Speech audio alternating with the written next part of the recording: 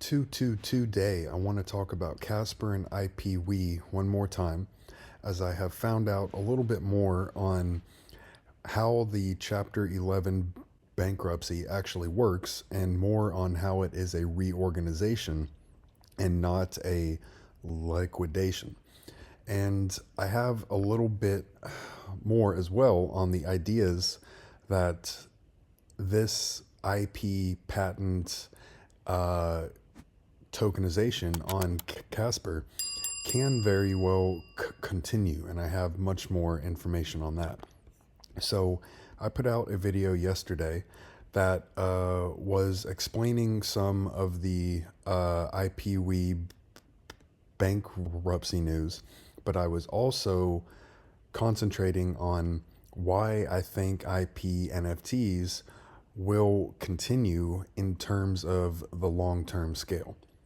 And I have gotten a lot of hits on this one compared to a lot of my other Casper content. And I think that's primarily because um, a lot of the Casper community thinks that Casper is actually dead. And I do not agree with that at all.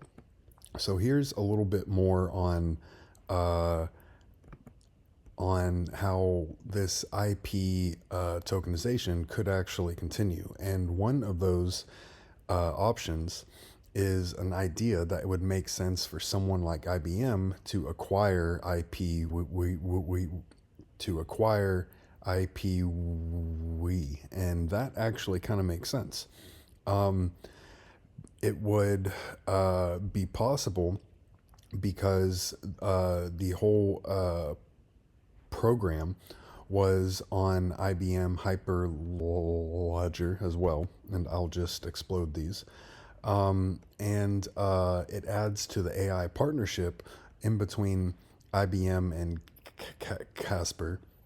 The team was actually put together by IBM patent executives, and it has multi-trillion dollar potential. So all of that is shown in a much easier form in here, and there still are very large companies and organizations involved in this. So I don't think that it'll just completely stop. So Kevin Cage put out a lot of really good information on this, and I wanted to run through at least some of his thoughts, as well as some thoughts on this from Tokenizer again. IPwe is undergoing Chapter 11, Subchapter 5 bankruptcy, which means that it is a reorganization. The debtor remains in possession and has the powers and duties of a trustee, and may continue to operate, and may, with court approval, borrow new cash as well. A plan of reorganization is proposed. Creditors whose rights are effective may vote on that, and the plan may be confirmed by the court if it gets the required votes and meets certain requirements too. So I did explain this part of it last night, which was about Chapter 11 not being a true bankruptcy, as a lot of people might assume. It is a reorganization kind, where they are able to use it as a tool to regain control of their operations that might have been not working out extremely well, which is obvious. So again, this is not a Chapter 7 bankruptcy, which is about liquidation. It involves a trustee selling off non-exempt assets.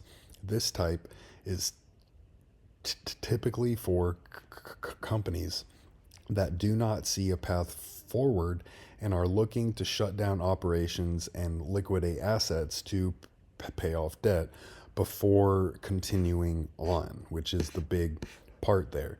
So from IPwe's 2023 balance sheet, it doesn't really look all that bad. They had 3.5 in total assets, and that is comprised of 1.7 in debt and 1.8 in equity.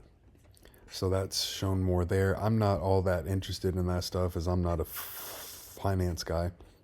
But I think that the most surprising thing is that they only had 26,789 Casper tokens, which equates to just over 1K, which is a huge red flag for a 25 million patent uh, de- de- deployment on Casper. Now, of course, not all of that has to happen all at once, but that does sound a little bit odd. So, can IPwe reorganize, sell off some assets, improve revenue, get funding, and survive? Or will IPwe not make that work and have to actually shut down? We are awaiting IPwe to actually provide updates, which they probably have a lot of things happening right now. And they don't really owe anything to Casper holders, in my own opinion. I don't think any of these crypto companies owe a whole lot to the uh, retail holders because these are actual companies who are trying to actually create products. And yes, more communication helps because it can also make things more public that can increase attention, which can increase token price, which ultimately can make that company's assets more valuable. But in my humble opinion, I don't really think that is a requirement. So it is interesting because he also talks about how it's possible that one of IPwe's partners could just either provide some cash or just outright purchase them. If you look, IBM has a market cap of 170 billion. Siemens Energy is just under 12, and Maersk is around 30. And I have talked about this in the past, but the announcement from each of these two right here about the IP patents on Casper came out probably just a couple of months ago now. So it is interesting that this was unknown, and I just have a hard time thinking that it was actually unknown, and I'll explain more about that in a bit. The IP patents obviously did not happen on time, and even when the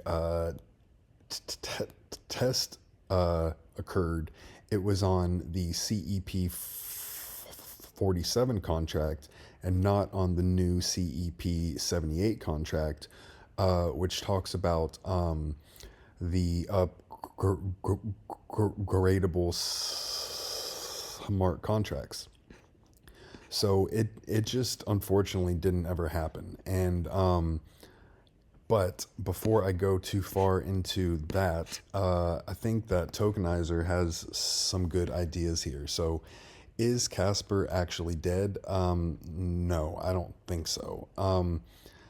It's unfortunate that it was handled in the way it was. And as I said, I just have a hard time thinking that Casper wasn't aware of it, especially because they have involved themselves with very large corporations in this that are worth much more than Casper or IP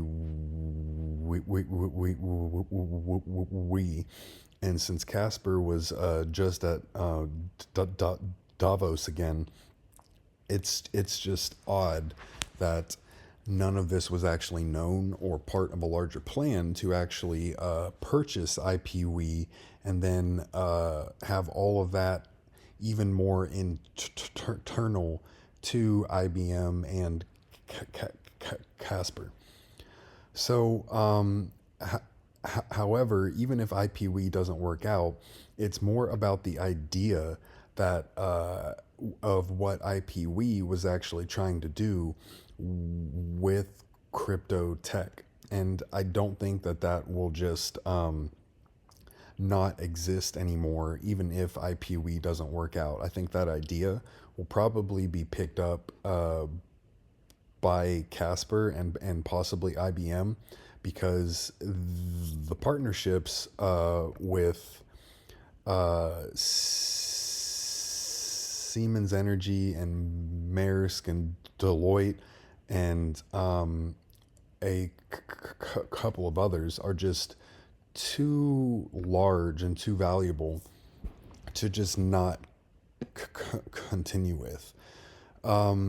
The CEO was also at a World Intellectual Property Organization event talking about it as well.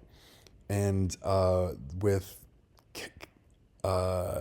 Casper at Davos 2024 and hosting as much as they actually did, it was interesting that IPwe did not directly participate in that either, which in hindsight was probably a sign. But the point is, there is no denying that IPwe's vision was crazy, innovative, and had massive potential. But it sounds like they just didn't have the capacity to make it work on their own, as it seems like they might have been trying to do. So I don't think that this will actually affect Casper too much over the long term. There's so much happening with IBM and AI, and this point right here is good as well. No one would even take Red Hat seriously for a long time because of the nature of what they actually did. But eventually IBM bought them out for 34 billion. And that is an interesting example right there, because the CEO of Casper actually talks about Red Hat a whole lot, and how Casper is essentially trying to be that kind of a company in crypto. So there is a lot happening, and I don't think that this will actually impact anything. And actually, at the bottom of this thread, there were a couple of really good examples of how valuable it still is. They are working with 40 plus Fortune 100 and 500 companies that are signed up as beta customers with IBM and Casper. They are helping IBM on their AI governance and trying to make AI more effective and more efficient by actually tokenizing AI, so that the exact inputs and their exact outputs can actually be tracked in order to improve it. There are a couple of other applications that I haven't directly talked about yet, but they are heavily involved in the financial space. They're involved with sports advantage, and there's another thing called Casper Commerce that are being built right now and are on the test net. But he makes a very good point. If it takes too long, it'll cost more in terms of opportunity cost, and it'll upset people even more. And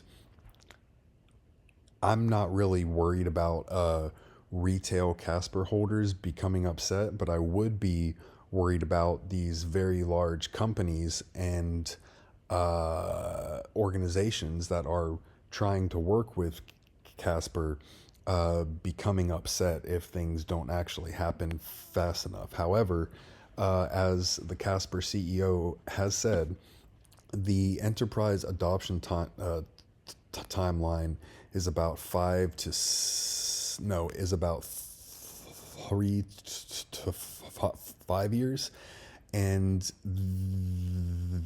the institutional adoption timeline is in between 5 and 10.